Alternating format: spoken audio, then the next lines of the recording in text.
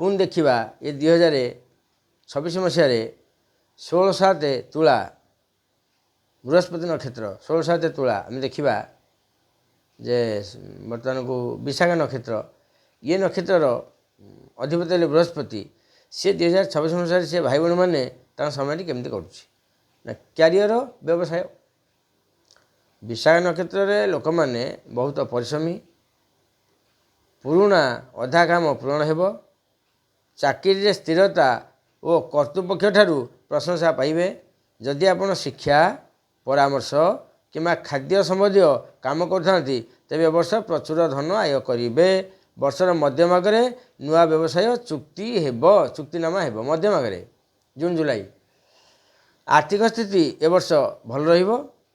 संचय उपरे ध्यान दियंतु पैसा आसब खर्च हो लाभ कौन हम संचय दियंतु ध्यान दियंतु पुराणा विनियोगरू लाभ हेब घरे आर्थिक कार्यपाई अर्थ व्यय हम धार्मिक कार्यपाई धन व्यय हम पारिवारिक और प्रेम जीवन पारिवारिक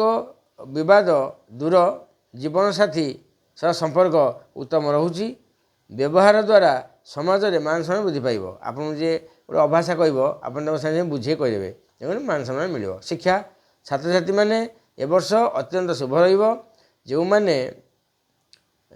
राजनीति विज्ञान किंवा उच्च शिक्षा